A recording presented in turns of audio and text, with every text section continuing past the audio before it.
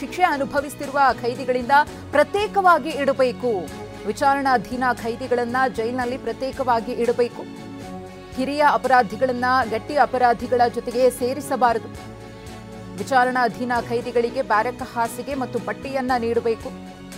ವೈದ್ಯಕೀಯ ಸೌಲಭ್ಯ ಪ್ರತಿಯೊಂದು ಜೈಲಿಗೂ ವೈದ್ಯರಿರಬೇಕು.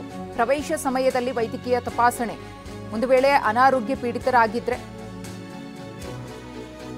ಏನೆಲ್ಲ ಸೌಲಭ್ಯಗಳು ಅಥವಾ ನಿಯಮಗಳಿದೆ ಅನ್ನೋದ್ರ ಬಗೆಗಿನ ಮಾಹಿತಿ ಇದು. ವಿಚಾರಣಾಧೀನ ಖೈದಿಗಳಿಗೆ ಏನೆಲ್ಲ ಸೌಲಭ್ಯ ವೈದ್ಯಕೀಯವಾಗಿ ಸಿಗುತ್ತೆ ಜೈಲಿನ ಒಳಗಡೆ ಅನ್ನೋ ಡೀಟೇಲ್ಸ್ ಇದು. ಶಿಕ್ಷೆ ಅನುಭವಿಸ್ತಾ ಇರುವ ಖೈದಿಗಳಿಂದ ಪ್ರತ್ಯೇಕವಾಗಿ ವಿಚಾರಣಾಧೀನ ಖೈದಿಗಳನ್ನು ಇಡಬೇಕಾಗುತ್ತೆ. ಅವರ ಜೊತೆಗೆ ಸೇರಿಸುವಂತಿಲ್ಲ. ವಿಚಾರಣಾಧೀನ ಖೈದಿಗಳನ್ನು ಪ್ರತ್ಯೇಕವಾಗಿಯೇ ಜೈಲಿನಲ್ಲಿ ಇರಿಸಲಾಗುತ್ತೆ. ಕಿರಿಯ ಅಪರಾಧಿಗಳನ್ನು ಗಟ್ಟಿ ಅಪರಾಧಿಗಳ ಜೊತೆಗೆ ಸೇರಿಸಬಾರದು. ವಿಚಾರಣಾಧೀನ ಖೈದಿಗಳಿಗೆ ಬ್ಯಾರಕ್ ಹಾಸಿಗೆ ಮತ್ತು ಬಟ್ಟೆಯನ್ನು ಕೊಡಬೇಕು. ವೈದ್ಯಕೀಯ ಸೌಲಭ್ಯ ಸಂಬಂಧಪಟ್ಟಂತೆ ಜೈಲಿಗೆ ವೈದ್ಯರು ಇರ್ತಾರೆ. ಪ್ರವೇಶ ಸಮಯದಲ್ಲಿ ಅಂದರೆ ಎಂಟ್ರಿ ಆಗುವಂತಹ ಟೈಮ್ನಲ್ಲಿ ವೈದ್ಯಕೀಯ ತಪಾಸಣೆ ಆಗುತ್ತೆ. ಅನಾರೋಗ್ಯವಿದ್ದರೆ ಯಾವ ರೀತಿಯ ಚಿಕಿತ್ಸೆಯನ್ನು ಕೊಡಬೇಕು ಆ ರೀತಿಯಾಗಿ ಜೈಲಿನ ವೈದ್ಯರೇ ನೀಡಲಿದ್ದಾರೆ. ಈ ಕುರಿತು ಮತ್ತಷ್ಟು ಮಾಹಿತಿಯನ್ನ ಕೊಡೋದಕ್ಕೆ ನಮ್ಮ ಪ್ರತಿನಿಧಿ ವಿಕಾಸ್ ಇದೀಗ ನೇರ ಸಂಪರ್ಕದಲ್ಲಿದ್ದಾರೆ.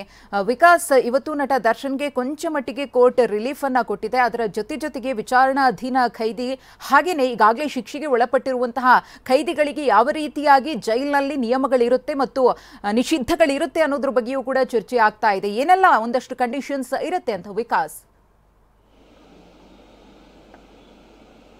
ಎಸ್ ಮಧುಶ್ರೀ, ಏನು ಈಗಾಗಲೇ ಜೈಲ್ ಮ್ಯಾನ್ಯುವಲ್ ಪ್ರಕಾರವಾಗಿ ದರ್ಶನ್ಗೆ ವ್ಯವಸ್ಥೆಯನ್ನ ಮಾಡಬೇಕು ಅಂತೇಳಿ ಈಗ ಕೋರ್ಟ್ ಆದೇಶವನ್ನ ಮಾಡಿದ್ರ ಬೆನ್ನಲ್ಲೇ ಅಂದ್ರೆ ಹಾಸಿಗೆ ಆಗಿರ್ಬೋದು, ಮೂಲಭೂತವಾದಂತಹ ವ್ಯವಸ್ಥೆಗಳು ಏನಿದೆ ಮ್ಯಾನ್ಯುವಲ್ ಪ್ರಕಾರವಾಗಿ ಹಾಸಿಗೆ, ದಿಂಬು ಮತ್ತು ಓಡಾಡುವುದಕ್ಕೆ ಅವಕಾಶ ಮತ್ತು ಆತ ಅಂದ್ರೆ ದೇವರ ವಿಚಾರದಲ್ಲಿ ಗ್ರಂಥಗಳನ್ನ ಓದೋದಕ್ಕಾಗಿರ್ಬೋದು ಅಥವಾ ಪತ್ರಿಕೆಯನ್ನ ಓದೋದಕ್ಕಾಗಿರ್ಬೋದು ಅದಕ್ಕೆ ಅವಕಾಶವನ್ನ ಕೊಡಬೇಕಾಗುತ್ತೆ. ಮತ್ತು ವಿಚಾರಣೆಯ ಖೈದಿ ಮತ್ತು ಕೊಲೆ ಆರೋಪದಲ್ಲಿ ಒಳಗಡೆ ಇರೋದ್ರಿಂದಾಗಿ ಮತ್ತು ಅವರ ವಯಸ್ಸನ್ನ ಅಂದ್ರೆ ಗಟ್ಟಿ ಆರೋಪಿಗಳು ಅಥವಾ ವಯಸ್ಸಾದಂತಹ ಆರೋಪಿಗಳು ಆ ರೀತಿಯಾಗಿ ವಿಂಗಡಣೆ ಮಾಡಬೇಕು. ಮಹಿಳಾ ಆರೋಪಿಗಳು ಮತ್ತು ಪುರುಷ ಆರೋಪಿಗಳು ಆ ರೀತಿಯಂತ ವಿಂಗಡಣೆಗಳಿರುತ್ತೆ. ಮತ್ತು ದೇವರ ವಿಚಾರದಲ್ಲಿ ಏನಾದರೂ ಆಚರಣೆ ಮಾಡೋದಿದ್ರೆ ಅದಕ್ಕೂ ಕೂಡ ಅವಕಾಶವನ್ನ ಮಾಡಿಕೊಡ್ಬೇಕು. ಮತ್ತು ಆ ಆವರಣದಲ್ಲಿ ಚಲನೆ ಮಾಡೋದಕ್ಕೆ ಅಂದ್ರೆ ವಾಕ್ ಮಾಡೋದಕ್ಕೆ ಅವರಿಗೆ ಅವಕಾಶ ಕೂಡ ಇರುತ್ತೆ. ಮತ್ತು ಏನಾದರೂ ಆರೋಗ್ಯದಲ್ಲಿ ಸಮಸ್ಯೆಗಳು ಕಂಡು ಬಂದ ಸಂದರ್ಭದಲ್ಲಿ ಜೈಲಿನ ಆಸ್ಪತ್ರೆಯಲ್ಲಿ ಅವರಿಗೆ ಚಿಕಿತ್ಸೆಯನ್ನು ಕೊಡಬೇಕಾಗತ್ತೆ. ಮತ್ತು ಆಹಾರದಲ್ಲಿ ಏನಾದರೂ ವ್ಯತ್ಯಾಸಗಳು ಕಂಡು ಬಂದಲ್ಲಿ ಅದು ಕೂಡ ಸಸ್ಯಾಹಾರ ಆಹಾರ ಏನಿದೆ ಅದಕ್ಕೂ ಕೂಡ ಅದರಲ್ಲೂ ಕೂಡ ಅವಕಾಶ ಇದೆ.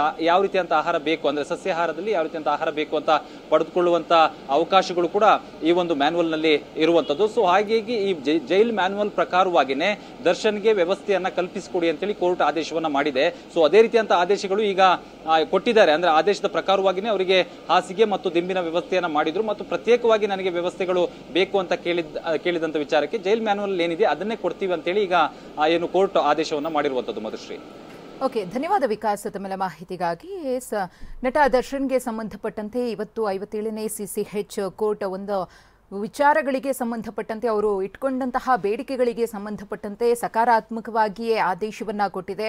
ಅವರೇನು ಬೇಡಿಕೆಯನ್ನ ಇಟ್ಟಿದ್ರು ಹಾಸಿಗೆ ದಿಂಬೇಕು ಅಂತ ಹೇಳಿ ಅದರ ವ್ಯವಸ್ಥೆಯನ್ನ ಕೂಡ ಮಾಡಿಕೊಡಿ ಅಂತ ಹೇಳಿ ಜೈಲಧಿಕಾರಿಗಳಿಗೆ ಸೂಚನೆಯನ್ನ ನೀಡಿದೆ. ವಾಕ್ ಮಾಡೋದಕ್ಕೂ ಕೂಡ ಅವಕಾಶವನ್ನ ಮಾಡಿಕೊಡಿ ಅಂತ ಹೇಳಿದೆ.